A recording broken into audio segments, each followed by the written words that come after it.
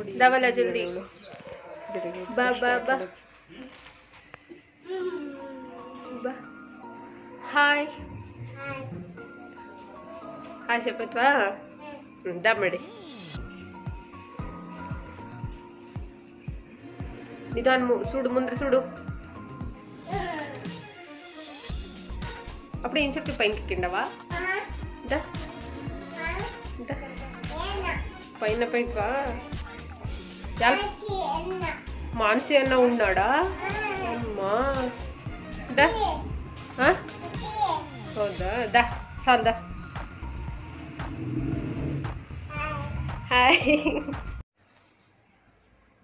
Hi friends welcome to Ritvik Kannada vlogs ನಾನು ಶೋಭಾ ಶೋಭಾ ನಿನ್ನ ಹೆಸರು ನಾನಿವತ್ತು ತಿಂಡಿಗೆ ಪೆಸೆಟ್ ಮಾಡೋಣ ಅಂದ್ಕೊಂಡಿದ್ದೀನಿ ಅದು ಹೇಗೆ ಮಾಡೋದು ಅಂತ ನೋಡೋಣ ಈಗಾಗಲೇ ಗಂಟೆ 7:30 ಆಗ್ತಾ ಬಂತು ಬೇಗ ಅಡುಗೆ ಮನೆಗೆ ಹೋಗಿ ಬೇಗ ಮಾಡೋಣ ಓಕೆನಾ ನಾನಿಲ್ಲಿ ಪೆಸೆಟ್ ಮಾಡೋದಕ್ಕೆ ರಾತ್ರಿನೇ ಈ ಗ್ಲಾಸಲ್ಲಿ 2 ಗ್ಲಾಸ್ ಅಕ್ಕಿ 1 ಗ್ಲಾಸ್ ಹೆಸರು ಕಾಳು ಹಾಕಿ ನೆನೆ ಹಾಕಿದ್ದೀನಿ ಇವಾಗ ರುಬ್ಬಬೇಕು ರುಬ್ಬೋದಕ್ಕೆ ಒಂದು 3 ಮೆಣಸಿನ್ಕಾಯಿ 1 ಇಂಚು ಶುಂಠಿ ತಗೊಂಡಿದ್ದೀನಿ ಇದನ್ನ ಇದ್ರ ಜೊತೆಲಿ ಹಾಕ್ಬಿಟ್ಟು ರುಬ್ಬೋಣ ನಾನಿಲ್ಲಿ ರುಬ್ಬೋದಕ್ಕೆ ಹಾಕ್ಕೊಂತ ಇದ್ದೀನಿ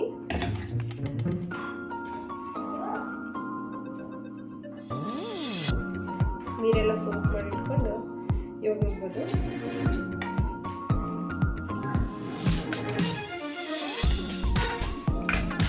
ಇವಾಗ ಒಂದು ಮೆಣಸಿನ್ಕಾಯಿ ಹಾಕ್ತೀನಿ ಸ್ವಲ್ಪ ಶುಂಠಿ ಹಾಕ್ತೀನಿ ಸ್ವಲ್ಪ ನೀರು ಜಾಸ್ತಿ ಹಾಕಕ್ಕೆ ಹೋಗ್ಬೇಡಿ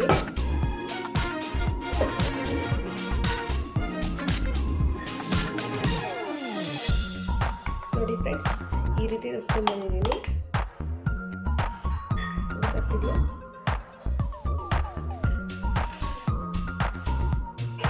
ಈ ರೀತಿ ರುಬ್ಕೊಂಡು ಬರಬೇಕು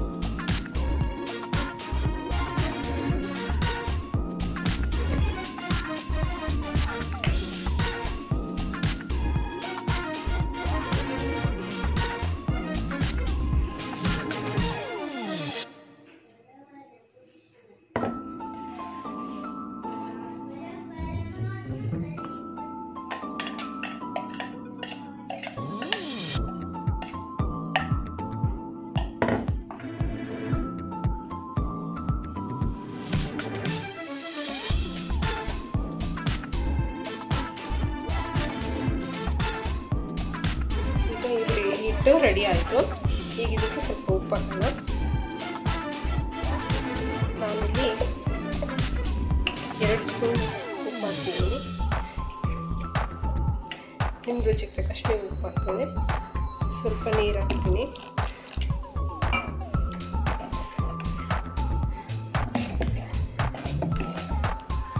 ನೋಡಿ ಈ ಮೆಜರ್ಮೆಂಟ್ ಬರಬೇಕು ಅಂದರೆ ದೋಸೆ ನೀವು ಚೆನ್ನಾಗಿ ಬರುತ್ತೆ ಇದನ್ನು ಹೆಸರುಕಾಳಿನ ದೋಸೆ ಅಂತಾರೆ ಪೆಸರಟ್ಟು ಅಂತಾರೆ ನಾವು ಪೆಸರಟ್ಟು ಅಂತ ಕರಿತೀವಿ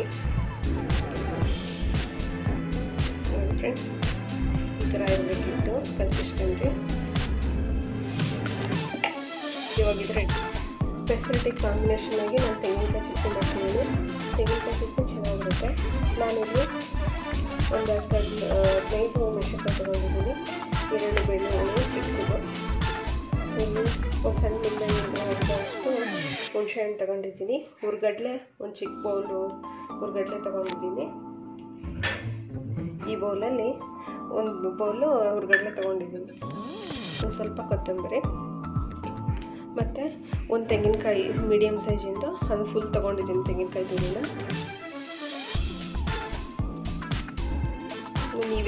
ನೀವೇಗೆ ಮಾಡ್ತೀರಾ ಅನ್ನೋದು ಇವಾಗ ಚಟ್ನಿ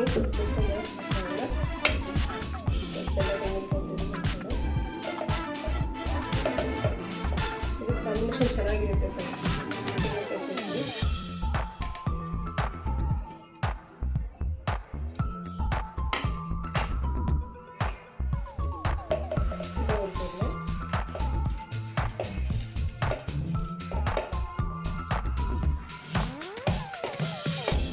ಶೇಂಗಾ ಪುಡಿ ಚಟ್ನಿನೂ ಮಾಡ್ತೀನಿ, ಅದು ಇನ್ನೊಂದು ಟೈಮ್ ತೋರಿಸ್ತೀನಿ ಯಾಕಂದ್ರೆ ನಿಂಬೆಹಣ್ಣು ಸಾರಿ ಫ್ರೆಂಡ್ಸ್ ನಿಂಬೆಹಣ್ಣಾದರೆ ಹುಣಸೆಹಣ್ಣು, ಬೆಳ್ಳುಳ್ಳಿ, ಹಸಿಮೆಣಸಿನಕಾಯಿ ಎಲ್ಲ ಹಾಕ್ತೀನಿ. ಒಂದು ಕೊತ್ತಂಬರಿ ಫ್ರೆಂಡ್ಸ್ ಸ್ವಲ್ಪ ಬ್ಲೈಂಡ್ ಆದಮೇಲೆ ಆಮೇಲೆ ಹಾಕ್ತೀನಿ ಕೊತ್ತಂಬರಿ ಸೊಪ್ಪು.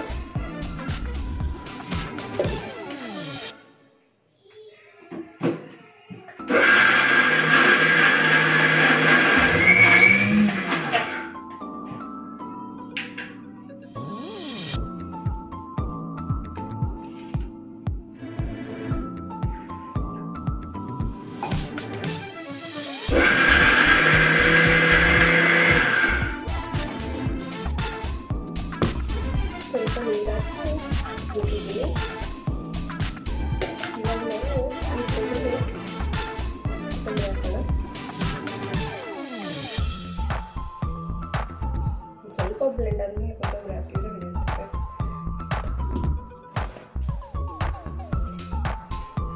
ನಾನಿವಾಗ ಇಲ್ಲಿ ಸ್ವಲ್ಪ ಉಪ್ಪು ಆ್ಯಡ್ ಮಾಡ್ತಾ ಇದ್ದೀನಿ, ಆಮೇಲೆ ನೋಡ್ಕೊಂಡ್ಬಿಟ್ಟು ಹಾಕೋಣಂತೆ. ಇವಾಗ ಚಟ್ನಿ ರುಬ್ಬಿದಾಗಿದೆ ನೋಡಿ ಫ್ರೆಂಡ್ಸ್. ಈ ಕಡೆ ಒಂದು ಗೋಲ್ಡ್ ಟ್ರಾನ್ಸ್ಫರ್ ಮಾಡೋಣ.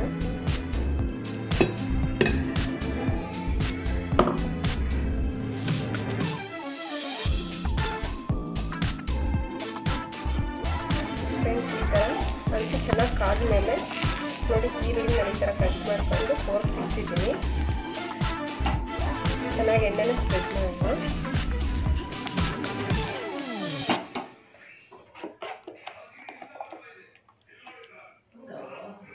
ಇವಾಗ ದೋಸೆ ಹಾಕ್ತಾ ಇದ್ದೀನಿ.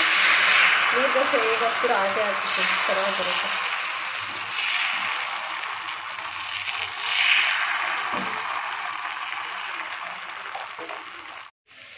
ಈ ಥರ ಎರಡು ಕಡೆ ಬೇಯಿಸೋದ್ರಿಂದ ಚೆನ್ನಾಗಿರುತ್ತೆ ಕ್ರಿಸ್ಪಿಯಾಗಿ.